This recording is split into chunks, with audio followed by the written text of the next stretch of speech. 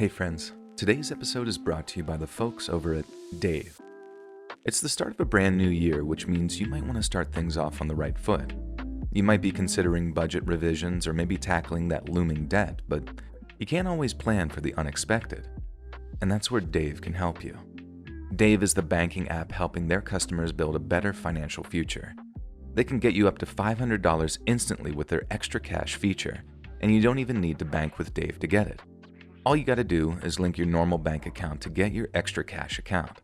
Just head over to dave.com/letsread and sign up for an extra cash account and get up to $500 instantly. There tends to be a small fee for using these types of services, and there are no credit checks or late fees, and no interest is charged on the instant extra cash you use. All you need is a phone and an email, and you're good to go. Dave is open, honest, and straightforward, and puts its members' financial interests first. So, if you're in need of some extra cash going into 2023, head over to dave.com/letsread and sign up for an extra cash account and get up to $500 instantly. For terms and conditions, go to dave.com/legal. Instant transfer fees apply. Banking provided by Evolve, member FDIC. And now, without further ado, on with today's stories.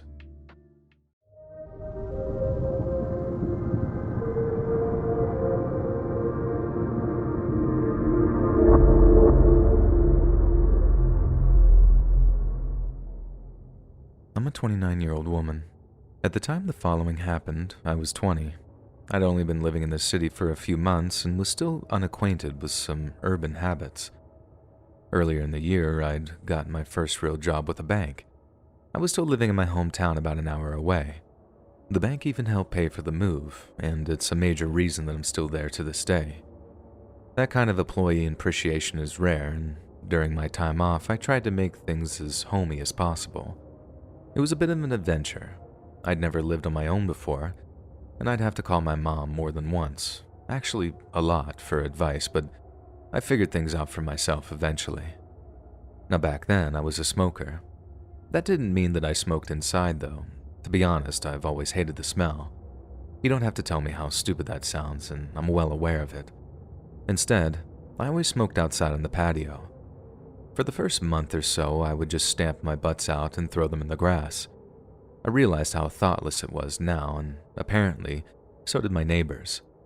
The office put a note on my door notifying me that there had been some complaints and they demanded that I clean up the butts immediately. I did, of course, and from then on, I left my butts in a coffee can to dispose of the proper way. After returning inside, I would leave the back door unlocked. It never entered my mind that this may be a bad idea. If it wasn't something my parents did, I never considered doing it. Sadly, but true, I'm sure some of you may already be seeing where this is actually headed. What I'm about to describe occurred maybe 6 months after I'd moved. It was my day off and I'd be catching up on laundry. After lunch, I slipped out to the patio for a smoke. Nothing special happened. I do recall it was unseasonably warm. When I finished, I came back in and returned to my chores. I've been playing my radio loud all day and wasn't really focused on my surroundings. I had just brought another hamper of clothes from my room and loaded them into the washer. I added the detergent and started it. As I turned the corner into my living area, I came face to face with a strange man. He stood motionless, staring at me with a big toothy grin on his face. I froze. My eyes looked around for a weapon, and then I noticed his pants were around his ankles. Fortunately for me, his shirt was long enough to block the you-know-what, but now I was really scared. This must have meant that he had something particular in mind for me. I didn't dare speak until he stepped toward me. Something inside me caused me to scream, and I mean really scream. Anything and everything poured out from my mouth. He must have been surprised by my reaction. His eyes got real big and he got a panicked expression. He was trying to say something, but that just caused me to freak out even more. After a few seconds of my shrieking, he quickly yanked up his pants and fled out the patio door. I slammed the door behind him and hastily locked it. My knees began to buckle. I stumbled toward the couch before I could collapse, and my whole body just vibrated with fear. The shaking was so bad, the telephone slipped from my hands. After several minutes, I was calm enough to actually dial the phone, and the police arrived and took my report. Now, I'll give them credit. They were more compassionate than I expected. That being said, I had little hope that they would actually catch the guy. Even back home, cases like that rarely come to anything.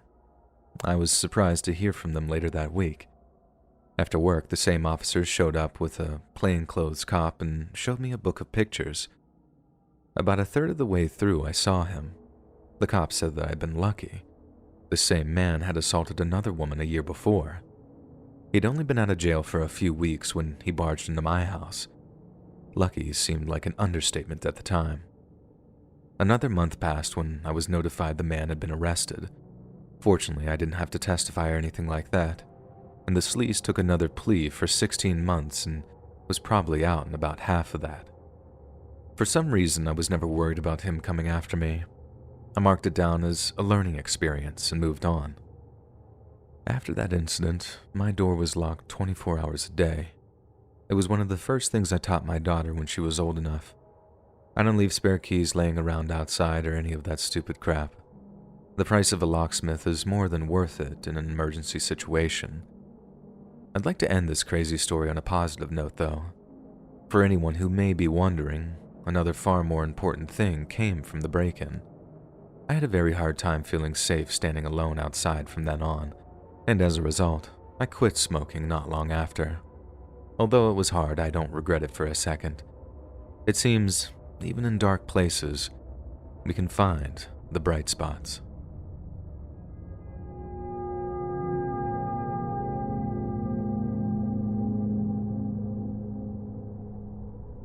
I live alone in the country. I'm in a small town, about 300 people tops, with a larger town hardly 3 miles away with a city further 10 from there. So while the town is quiet, the area is pretty dense. Now I live on the outskirts of town, typical country stuff. Large field out back just off my garden, small quiet roads, and mostly older people in the houses around me. And for context, I'm about 18 to 25, so especially young for the town. This story starts in October 2019. So there I was in my room enjoying myself with some particular items at about 9 p.m., blinds open. I was never all too concerned with leaving the blinds open. There are no buildings or paths or any sort of infrastructure, etc. out back, so just a field with a line of trees and a random tree near my home in the field. So there I was, doing my thing, when I heard a slight tap on the window. The past few weeks were pretty stressful, so I needed this distraction, so I ignored it. A few months later, another tap. Again, ignored, but I took note of it, thinking that if I heard it again, I'd get something on and take a look out the window. A couple of minutes go by, another tap. So, true to myself, I got my tracksuit on and went to take a look out the window. I couldn't see much, to be honest. The winter moon cast shadows and painted everything facing me a deep black. It was real horror movie stuff. I stand at the window, legs slightly shaking. I saw nothing. If there was someone there, I was either blind or they were in the shadows of either my garden or the tree in the field. I went over to the bedside table and grabbed my phone. Returning to my window, I switched on the light. The light didn't really do all that much, only lighting up the front porch of my garden. Now 2 days later, a similar situation, though I was fully clothed and was instead on my phone. A tap at the window, and this time, I acted on the first one. Getting up, turning on the torch on my phone. Again, nothing. Bushes, an outdoor table set, that tree, typical garden stuff. And I stood there for a few moments and, again, a tap. Thankfully, I saw it this time. Someone was throwing a small pebble at my window every so often. I closed the blinds and headed to the room I use for my cousin whenever he stays over. Sleeping in that room didn't feel all too good anymore, and it took ages for me to sleep. And waking up the next day, I went outside. I checked the garden, finding by the fence a backpack next to the tree. Now, there wasn't a terror scare at this point, but it was still on my mind, so I hope to God that this wasn't the setup for some kind of attack. After all, what would be the point of attacking this town where there is a city 12 miles from here? I opened up the bag and find a load of aerosol cans of all sorts. Lynx, spray paint, Febreze for some reason. I picked the bag up and dumped it in the bins outside. And looking back on it, I thought it was just kids looking to axe bomb someone out of pure boredom. The contents of the bag mostly fit that. 2, maybe 3 nights go by and I'm typing stuff up on my laptop, and again, another tap on the window. And by this point, this was starting to honestly worry me. I just stayed at the desk, which was out of line of sight for the window. It didn't take long for them to stop and move on to the next house next door.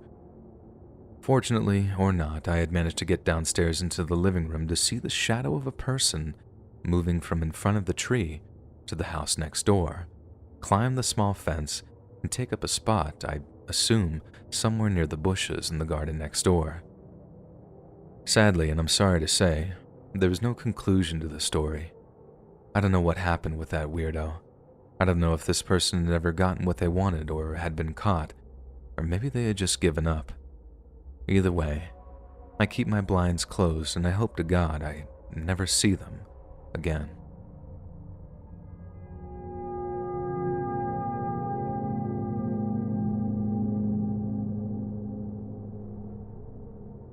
This happened in 2019. I was in my second year of college and living in my hometown about a 10-minute walk from campus. I lived with 2 other girls at the time, but they were all back at their parents' house for the holiday. I work in healthcare and was working Christmas this year. Now, a little backstory, there used to be 4 of us living there, but 1 girl had moved out due to issues with her boyfriend. He was an idiot who abused our kindness on allowing him to stay there, was only supposed to come over every so often, but basically ended up living there. We told her that she needed to kick him out after an incident with him one night after he got physical with her and verbally abusive with the rest of us. She wouldn't listen, and we told her that we would have to talk to the landlord then. Long story short, she ended up moving out and left on bad terms with us.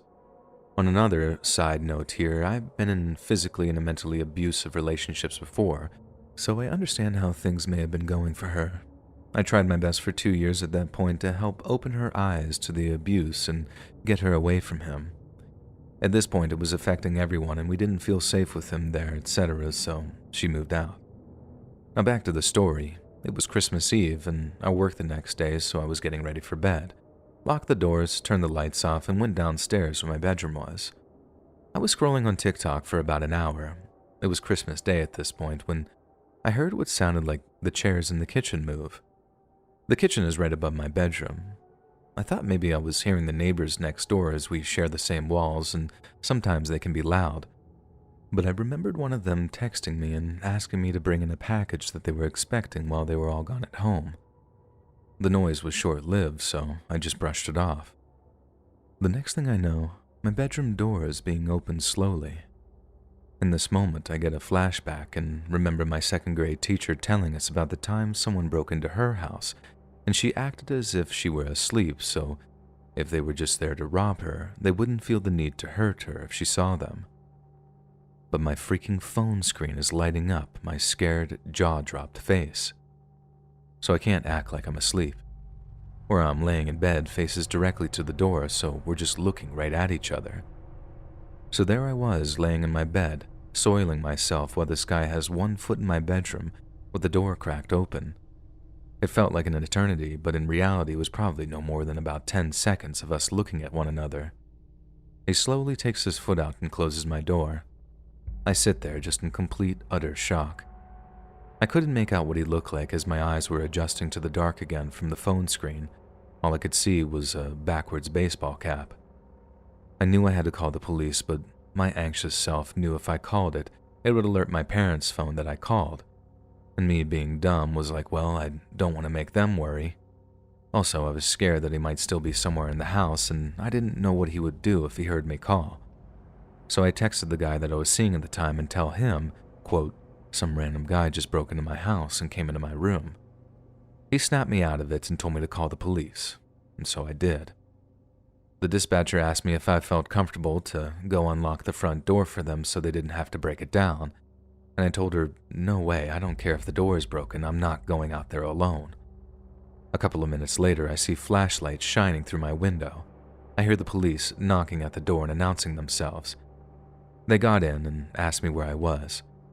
I came out of my room and they came and got me. They told me to wait on the back porch while 2 of them searched the house and 1 stayed with me. It was like that stuff you see in movies when they have their guns and turn the corner with their partner and everything. They didn't find anyone, and I said nothing looked like it had been taken. They even tried to get their fingerprints, but were unsuccessful. They then started asking me questions and informed me that the back door was unlocked and had no signs that it had been broken, and I told them that I had locked it. Luckily, the guy I was talking to stayed with me that night, but I still couldn't sleep. I kept having to go check every inch of the house over and over. I placed chairs under the door handles on the front door and back door in my bedroom. And the next day I informed our landlord, and she refused to come and change the locks, and she never ended up changing them for the rest of the time we lived there. Every time I go to bed, I now triple check all the doors and make sure that they had been locked. It doesn't matter where I am. I got a dog now, and he helps my anxiety with intruders, as well as recent purchasing of a Ring doorbell. I believe it was our old roommate's boyfriend. I think they may have had an extra key for him because he was basically living there, but I don't understand why he didn't do anything to me, the house, or our belongings. If it were someone random, I don't know why they wouldn't have done what they intended to do, and there could be many different possibilities. I don't know what their intentions were that night, but I truly hope that that man that broke into my house never does it again.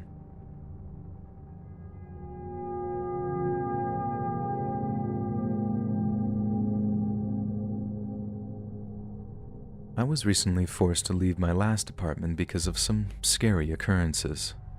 It all began when I noticed a large clay planter on my patio had been knocked over. The planter must have weighed over 200 pounds with all the soil and plants inside of it. Now, the vandalization had to have taken place while I was out or sleeping or something. It had to have been at night. I would have been awakened. Someone must have caught me on one of my rare times away from home. In the overall scheme of things, it was no big deal, so I just wrote it off. Unfortunately, this would just be one of many odd things to happen there. After the incident with the planter, things were quiet for a while. Then one Friday night, I decided to have some friends over. Everybody had a good time, and as far as I know, nobody broke anything. The next morning, I woke up and went outside and noticed the word "a-hole" had been scratched into my paint on my door. I'm not sure why it actually occurred, but I went ahead and notified the front office about it. On my way back from the office, I ran into a couple of my neighbors and asked them if they had seen anything. According to one, no one had seen anything. The other had been out of town overnight and couldn't be of any help. No one had seen anything, they said. And the choice of words struck me as somewhat odd. It was almost like they were speaking for more people than themselves. I'd never spoken to this particular neighbor before and just chalked it up to an odd turn of phrase. I figured it had just been a couple of kids being stupid and let it go. A few days later, a guy from the apartment showed up and painted over the words. As before, things went back to normal and all was quiet. I had to go out of town for business and expected something to be damaged when I returned. And everything looked to be as I'd left it when I got back. Things were normal again for about a month until I had my friends back over for some drinks and games. There was only about 5 of us, and no one present left my apartment all night. Yet the following morning, when one of them left for home, he quickly returned to the apartment to show me something. Apparently, at some point during the night, somebody had scratched a bunch of curse words into the side of his car. It wasn't only his car, though. My car and a few of my other friends' cars had also been damaged. And now, I was angry. I called the cops, but they told me that there was little they could do about it. Without any proof, like video for instance, we were just going to have to file it with our insurance companies. As usual, none of my neighbors had seen anything. My friends and I were left with little choice but to do as the officers suggested. Everyone went home and I returned to my apartment. I didn't go back out for the rest of the night. I thought things couldn't get any worse, until I woke up to a bunch of messages from my friends. They all had flat tires. They suggested that I go out and check my tires. Sure enough, my rear passenger side tire had a roofing nail stuck in it. It just so happened that the apartment complex had been having roofing done. There were scraps of old shingles laying everywhere. There were also other things like roofing nails strewn all over the ground. Under any other circumstances, I would have seen this as just some unfortunate accident, but considering all the problems I'd had lately, it was beginning to look a lot like someone didn't like me. After all I'd gone through, I'd finally had enough. The following morning, I went to the apartment complex and notified them that I'd be leaving as soon as possible. They attempted to threaten me, but I made it clear that they weren't getting off easy. I'm sure I could have sued them and won had I been inclined to do so. And by the end of that week, I'd found a new place and had everything moved in. Since then, I've never had another problem. It appears everything that happened was directly connected to that specific apartment complex. It wasn't until I moved into my new place that the danger of this situation fully dawned on me. Somehow, someway, I'd made someone so angry that they were willing to destroy my property, and had I been there long enough, they could have possibly even hurt me. It's not a good position to be in, I can assure you. Ever since then, I've constantly been looking over my shoulder. Not knowing who it was is the worst part of the whole situation. Hopefully they just wanted me gone and are happy now, and if not, I'm terrified at what they may have planned for me next. I've considered purchasing a gun, and I'm curious what everyone thinks about this. Am I crazy? Or is it a good idea?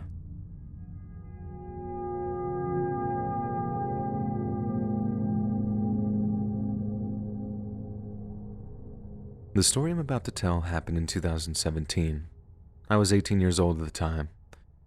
Although my grades had always been good, I had a bad habit of not doing my homework, so I found myself short a couple of credits at the end of my senior year. When all was said and done, I discovered that I would have to do another semester to make up for the credits that I was short. You would think because of this I'd be more responsible, but you'd be wrong. I was a stupid kid. To be honest, I just really didn't care then. My parents were naturally angry, but by the time they found out, there was really nothing any of us could do about it. I did what I usually did during summer breaks. Nothing. When the next school year came around, I was ready to get it all over with and graduate. That being said, I wasn't about to let this small little setback keep me from having fun. Probably the number one reason, besides just not doing my work, that led me to being held back was skipping school to go fishing. I love fishing. I still love fishing. It's the only thing in my life that I've been somewhat decent at. I fell in love with the sport way back in middle school, and I've been cutting classes to do it ever since. And the story I'm about to tell took place after one of those fishing trips. Any days I didn't feel like going to class, we'd leave for school as usual. But rather than going to school, we'd hang out at the donut shop eating donuts and drinking coffee until school started. The morning in question was no different. After leaving the donut shop, we drove the 30 miles out to the pond that we would usually fish when going for cats and crappie. The catfish in this pond were usually of average size, but the crappie were of a size that I'd never seen in my life, not even on fishing shows or in magazines. The fishing that morning was great as usual. I remember specifically my friend Mark caught 2 crappie the size of dinner plates. Several years before, we started the tradition of having a massive fish fry at the end of the year. All the families and friends would get together and stuff themselves with some of the best food on earth. When that day's fishing was over, we packed our catch into a cooler with ice and headed home. It was a little after 1 p.m. when we made it back to town and went our separate ways. I was exhausted, hungry, and stank like fish. I wanted nothing more than to get home, take a shower, and stuff myself. I made it back home a little after 1:30, and I entered the house and everything was quiet. My parents usually didn't get home from work until around 3:45 to 4 o'clock every day, so I was confident that no one would be in the house when I got there. I entered into my room and began to undress when I heard a light bang back in my parents' room. I froze at first, but then called out, "Who's there?" I sat still and continued to listen for a few seconds. When no answer came, I began slowly walking back towards my parents' room. As I turned the corner into my parents' room, I saw the foot of one person exiting through the window and a second man close behind. The second man had a black bandana around his face. Upon seeing this, I immediately booked it out of the house and ran over to my neighbor's home. I had to bang on the door for about 30 seconds until our neighbor, Mrs. Johnson, answered it and let me in. I quickly explained to her what was going on, and she called the police. The police arrived and searched the house, but of course, the burglars had been gone almost 15 minutes by then. The police remained at the house for about another 2 hours before leaving. Fortunately for me, the period between them leaving and my parents coming home gave me enough time to shower and get into some normal clothes before they arrived. I didn't figure that there was going to be any way I could hide what had happened from them, so when they came home, I told them everything that had happened. They were both naturally very shocked and scared and concerned for my safety, but at the time, didn't think to ask me why I was home so early. It was only a couple of days later when my mom inquired why I'd been at home at the time, but then I'd had time to come up with a story that I'd been feeling sick and came home early from school. In the 6 years since that day, I've yet to hear anything from the police about them catching the people that were in the house. I did notice a small item on the news about a man being caught breaking into houses, but it was never determined whether he was one of the people that I'd caught in my house. I won't lie and try to say that I wasn't slightly shaken up by the whole situation. I did have a hard time sleeping for a few weeks, and I never really felt safe for the rest of the time I was there. And if anyone reading this happens to wonder what happened with school, a few months after that I decided to quit and just get my GED. From there I went straight on to community college and graduated a few years ago, and by some strange turn of fate, I ended up getting a job with a home security company. My job for the last few years has been installing security systems in people's homes. The longer I've been doing it, the more important I think my job is. I believe in what I'm doing so much that I have a security system in my home too. Especially after what happened to me, I feel a lot safer having the security system in my home. I'm terrified at the thought of my own son walking in on what I walked in on. If you have children of your own, I suggest you do the same. Stay safe, everyone.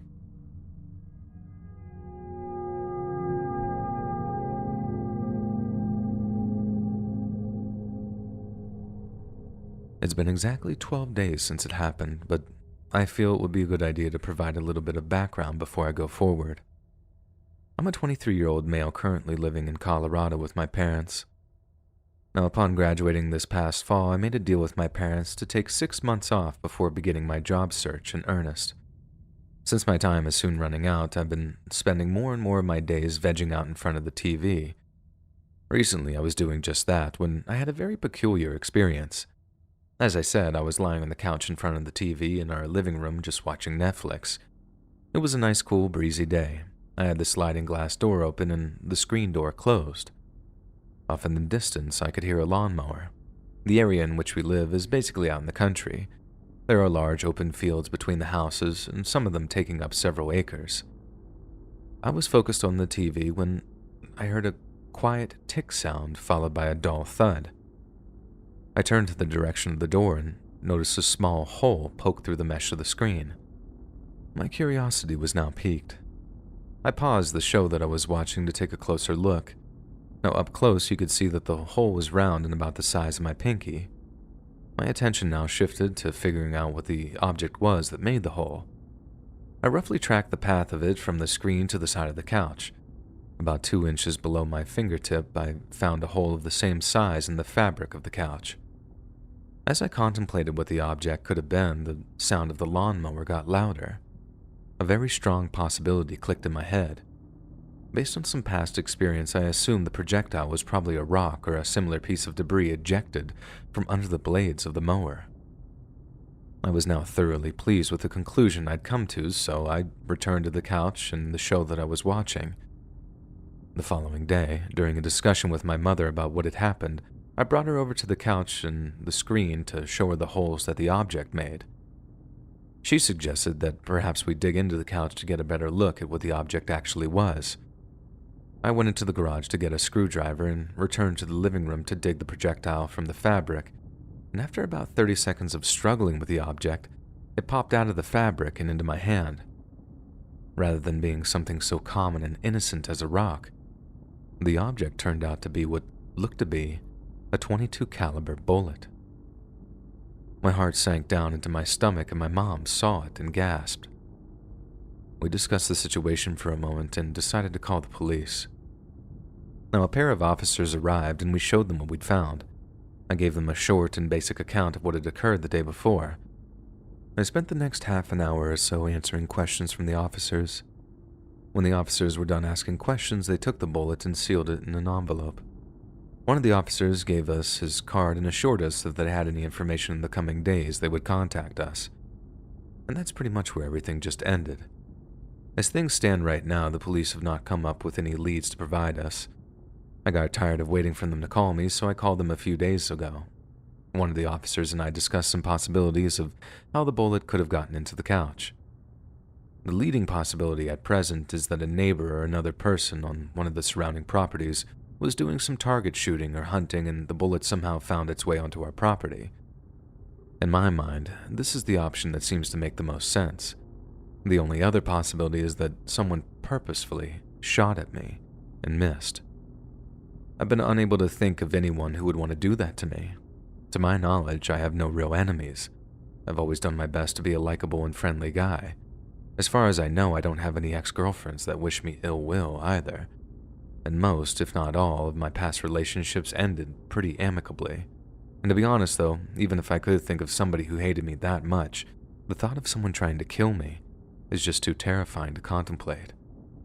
Therefore, with all the facts weighed together, me and the police have decided to just rule it an accident.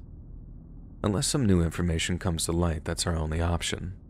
On the off chance some new information does pop up, I'll be sure to put an update post in the comments of this video if it ever gets read or wherever else.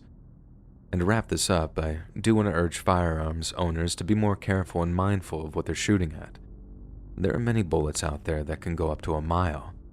Even if you're shooting at something solid, the bullet can go through and then into unintended objects. So please, for the sake of others, be careful.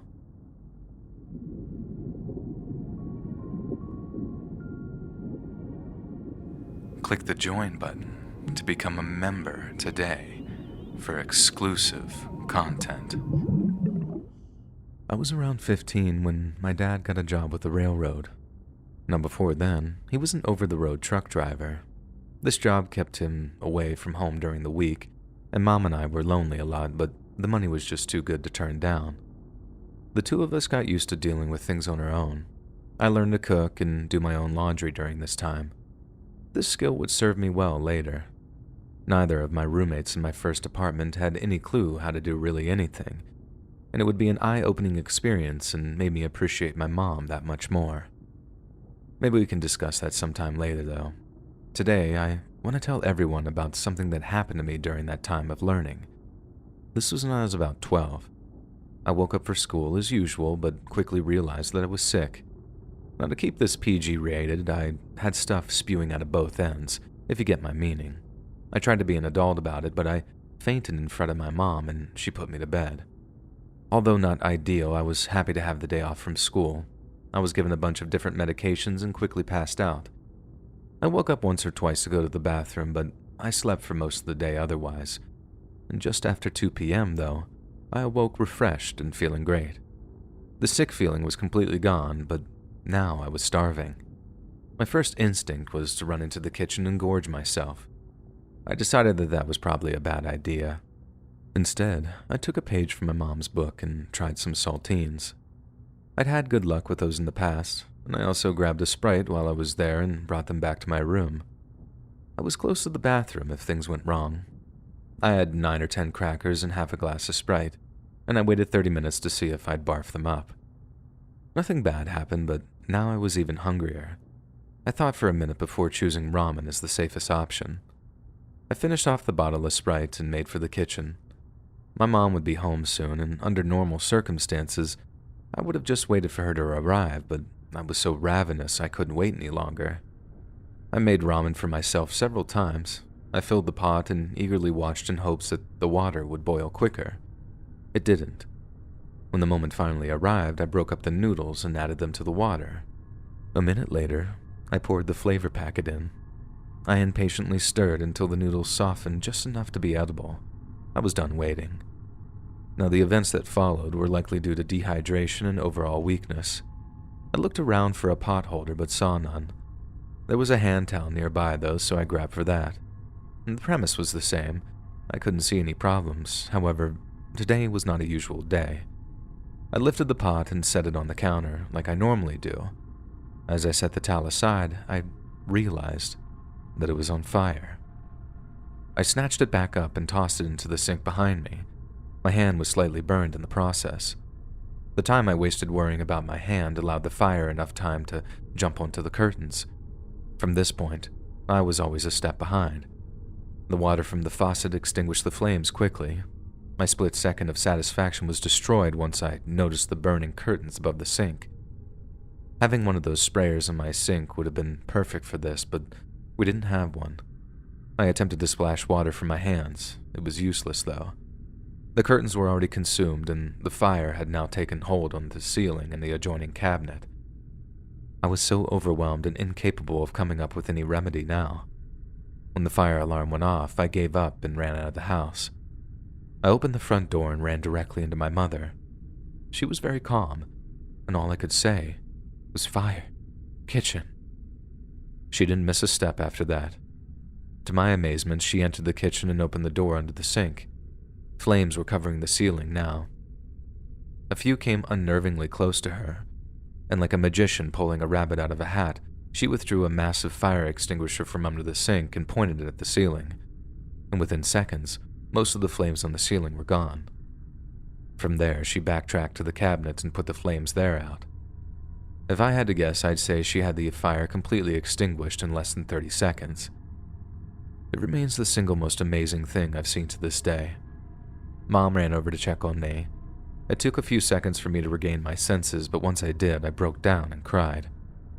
I was so relieved I couldn't speak. My mom got out the first aid kit and put some cream on my hands, and the weight of my actions began to dawn on me. I started apologizing over and over, and this made me cry again. Mom calmed me down and assured me that it wasn't a big deal. I couldn't see how it wasn't, but I'd have to rely on her judgment. Some time passed and we discussed what had happened. I expected her to scream at me any second, but she never did. After the excitement had passed, we walked into the kitchen to get a look at the damage. I sheepishly asked her what was going to happen, and her answer caught me completely off guard. "Don't worry about it. I only care that you're safe. I'll tell your dad it's my fault. He may grumble a little, but what's done is done." I could feel the weight lift off my shoulders in real time. Rather than cry, like I wanted to do, I grabbed my mother as tight as possible and held her for a long time. And that's basically how everything occurred that day. After our little family moment ended, Mom and I cleaned up as much as we could. There wasn't really a lot we could do at the time. Dad would have to replace the cabinet before the painting was done. I recall that he wasn't as upset as we had expected. He simply asked if Mom and I were okay and let out a big sigh. A few weeks later, he came home with the cabinet and some cans of paint, and by the following week, the kitchen was looking as good as new. I'm still amazed at how quickly things can go from life-threatening to no big deal. Life's just kind of funny like that.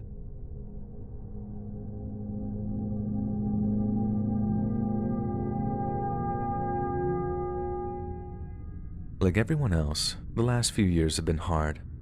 In early 2020, I lost my grandma to pneumonia, and it wouldn't be long before my aunt got sick too and came very close to death herself.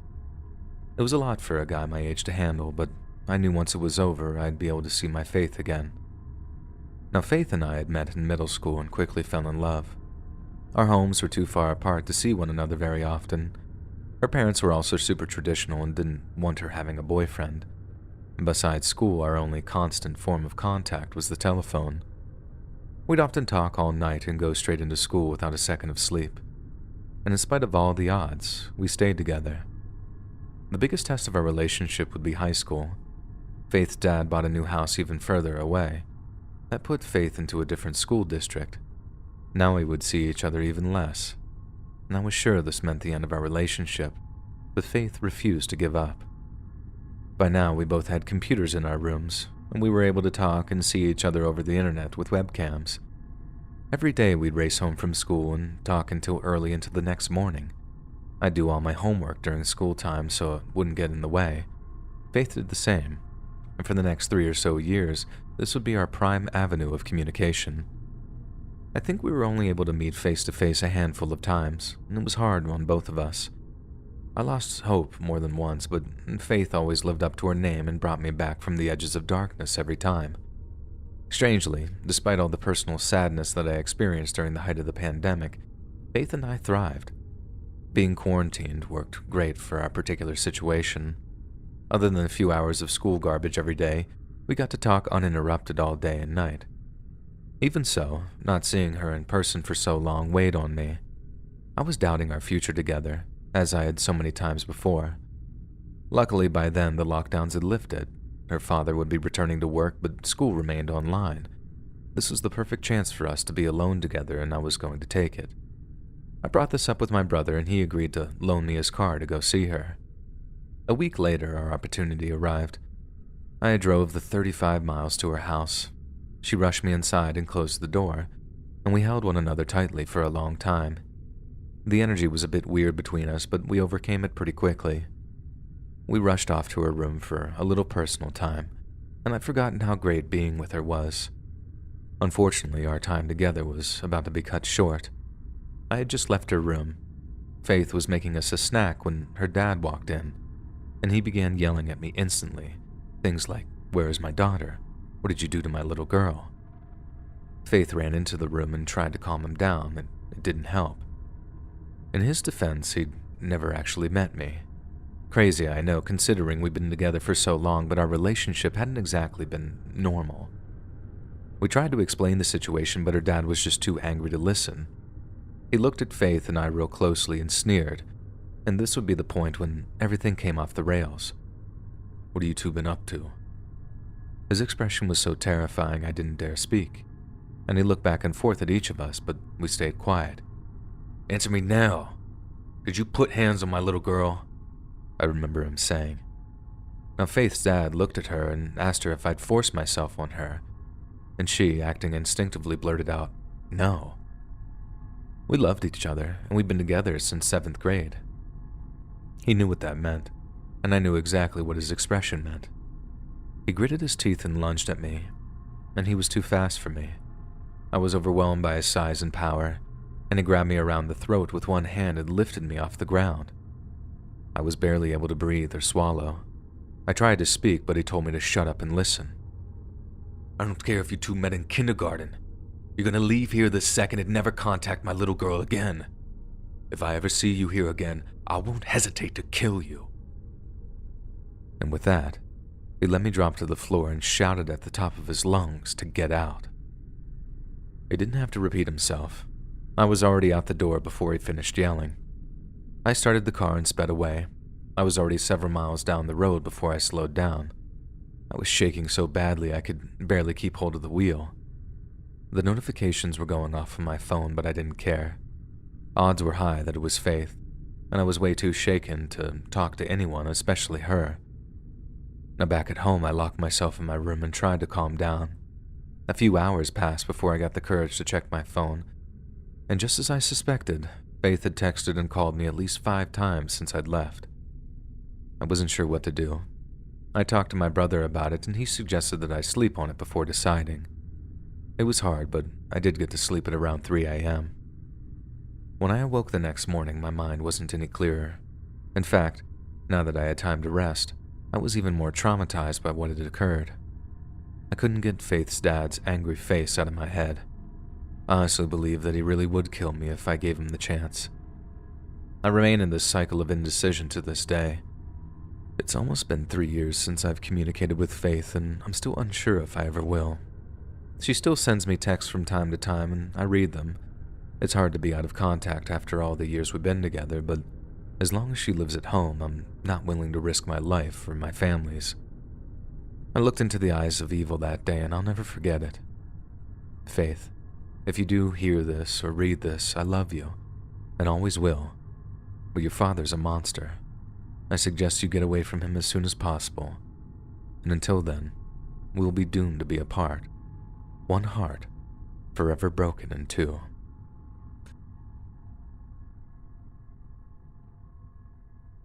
Hey friends, thanks for listening.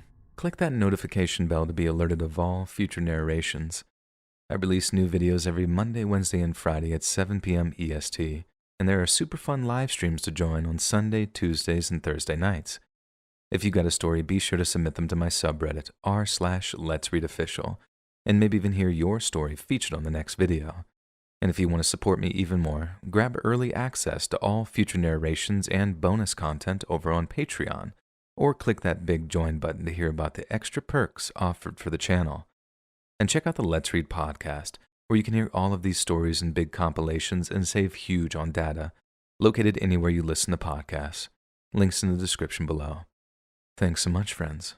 And remember, stay mac and cheesy.